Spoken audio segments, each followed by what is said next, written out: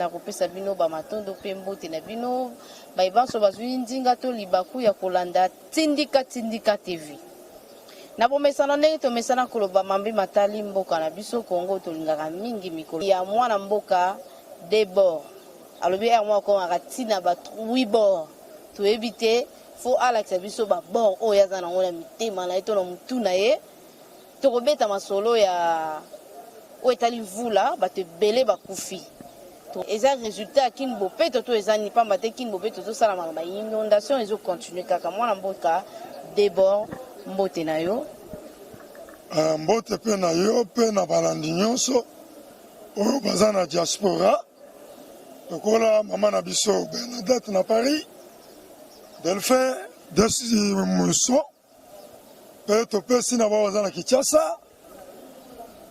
na biso Pierre Christian Tshisekedi topesi pe na bakonzi ya parti Jean-Marc Kabunde président AI et honorable na parlement topesi pe na secrétaire général na biso Augustin Kabuya pe na balandi nyonso topesi bango mbote tobeta mwana mboka de babord tobeta masolo penzo etali mvula oyo tobeta makasi tomoni tata mokambi ekolo Fachi Beton akimi penda na lombango mpona kotala ba kokoso ba imboka bazwi ba misusu bakufi ba mort ebele mwana mboka bandako ezindi bandako ebukani me bandeko misusu bakoloba ete eza suite ya kini bopeto toyebi te kini bopeto eza be kolongola stabilité te na kini ekoma peto nde nini kini bopeto ekoma na niveau wana mwana mboka vraiment sali biso mawa mingi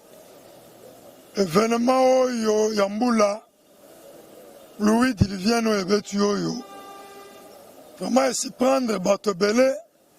pe ba mire ba érosion ba boulement totalisé au moins 41 morts sans que ba oyo bazindi ba continuer ko bimisa moyo tangami ezali 41 morts mais chef de l'état Fachi Beton il a toujours compatibilisé na ba malheur nyonso salamaka na mboko to mona ta ba tout temps bazika ki na bis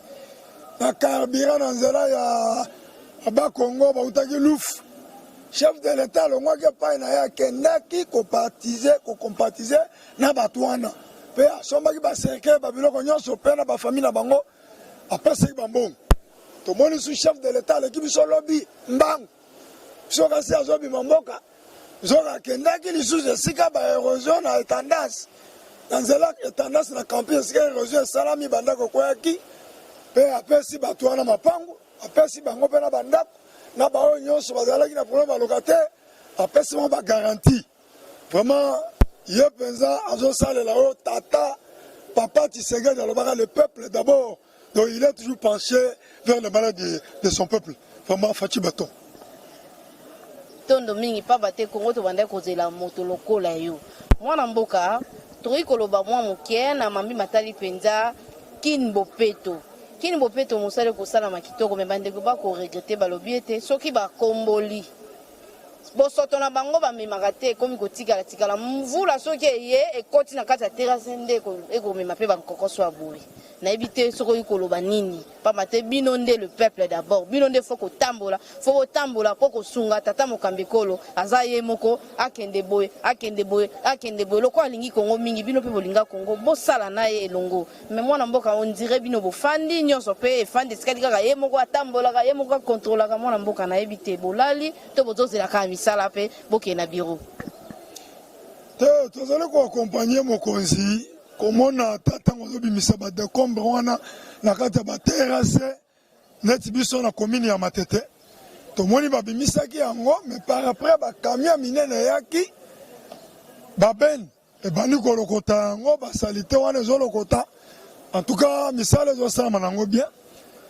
mais soki na bacommune mosusu nde bazosala te me na Matete moi j'ai vu babeni yaki kolokota basalite wana mpe bakendaki nango biso pe toza ko accompagner ba misala wana ya kini bopeto Mwana mboka est-ce que moi liloba ko pesa na bande ko na biso ba diaspora o bazali banda ba o misusu bazozela kaka il faut ça la compagnie moko ya tonga kaka soki ndenge nini tozo mona bande ko na biso ba to mona ba paya ba chinois bazoya akana ba ben wana otiko loba ba jeune na bango wana bazolu tozo luya ngo na motu ya penza mwana mboka na ebite na bande ko o balanda ka biso est-ce que moi likanisa ko pesa pe bande ko te ko zela kaka te otongelo ko mo posa l'entreprise neti ba misala ko somba biloko wana ko ya ko babande ko na biso pe ba louer yango ezala pe na ba norme mo lokwa libande ezala kana ebite soki ko pesa bande ko likanisi wana pa matezo sala moi passe ko kombola otiki boye après 3-4 jours mutu kezate ben ezate ezozonga na kati ya terrasse on dirait bande ko ba ko sala musala ya pamba o balobaka ya punda bon to banina na bande ko na biso ya poto ba diaspora. Vraiment mokonzi asika sa ye tolukaka mokonzi asika aye kabila za susu mokonzi na mboka ote muto za mokonzi na minute oyo Fachi Beton to sangi na bino ba onyo bazana ba budget bazana ba projet bazana ba mbongo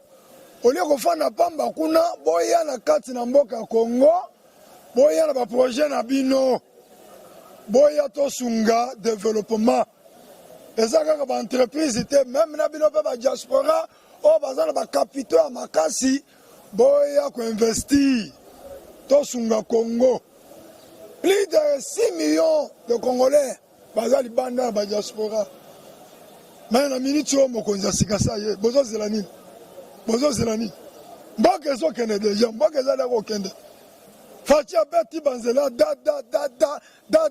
na banzela musu eza obonga te depuis kala aya beti yango da banzela bongi lelo tozomona ba japonais bauto kitalobi avec 60 millions de dollars nyonso na po nini po ba réflexionner courant comme bien basa nainga 3 pour alimenter république pe courant na biso e bandoteka maloko la marchandise na ba pays ya Afrique toza déjà en voie de développement oyo taliba tuva basalite oza na balabala oyo ozobima na baterase eza problème ya bonne volonté biso nyonso totelema tosimba Congo pau toyede chef de l'état Kini Bopeto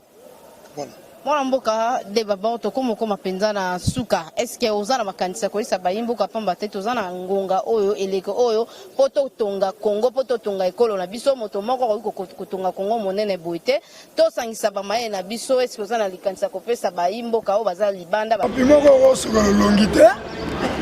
boya bino nyonso totia appui na développement oyo Fachi Beton abandi déjà na banzela tout le monde a bêti banzela dada bientôt route poids lourd oyo ezaki boucher na embouteillage ya susute asa fongoli banzela poids lourd mitoko banolenga wa kala te basoto moto ezosila nango embouteillage ozasu te azokende bacourant bajaponais baye bino mpe boya totia maboko mosapi moko esokolaka elongi te voilà eloko na kokoyebisa bino bao nyonso bazolanda biso atolo mingi mwana mboka te baba tokoma mpenza na suka mwana mboka alingaki atia mwa pilipili na mwa munga na mambi malekaki bandeko bandaki koganga mpona mafuta ataki eza bosoto ezobima makoki eza te ya kolongola kokende kolua mo epa bachinois baza bato lokola biso baleki biso te me na kondima ete bandeko oyo bakolanda biso baza mpe na misolo bongo ozwi mpe osali entreprise ya yo moko otie mpe na nkombo ya congolais totie par exemple Kapinga, Chibanga, Tochepe, Solinani, Wana, eza pe ya bakongolais eza te kato chaka hiho ota ha keta la $1,500 la tour moko mais pourquoi pas biso toko sala biso bezo mbongo ne tikala a toko yiko to na temps sous yo kozela te bato ba ya kozwa mbongo pa la biso bakenda ngo pa na bango biso pe tozwa mayele wana biso pe to komba na misolo ebele en tout cas ekosala pe Congo monene ekosala pe Congo kitoko toko mipenda na suka mwana mboka na ebite yo mboka kisamwa ndambo pamba te tokompenza na suka poto sisa masolo na malaka na biso mukenga na kobakisa awa eza kaka mpona retraite oyo bake kosala kuna na kisantu ya FCC ezala retraite ya koede développement ya koede 100 jours ezala retraite la kobimisa bambongo bango bazwaka ntango bazalaki na pouvoir parce que nde bazala baza milliardaire na bamillionnaire baya na bambongo wana bapesa po togonfle budget ya RDC elongo 10 milliards ekoma 30 milliards po baza na bamilliard wana baza nango na retraite wana bake kosala na kisantu baraisonne mpe bambongo bango bazwaka babakisa budget elongo 10 milliards ekoma 30 milliards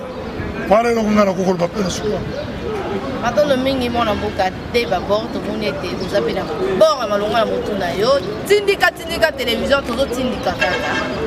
tozotindika kaka lokwa faci mpe alobi azotindika bayimboka biso mpe tozotindika bino bozotindikama atuka topesi matondo mingi na bino nyonso bozwi ntinga mpe bato ya kolanda mandaka na biso ya mokolo lelo tolobeli mambi mpenza matali mvula pamba te esali bandeka bandeko bakufi bamire ebukani bamisusu mpe bazwi chance azalaki locataire faci apesa lopangu akomi bayer oyo esengo te esengo elonga te elonga faci aza kaka beton tokutani lisusu mbala nsima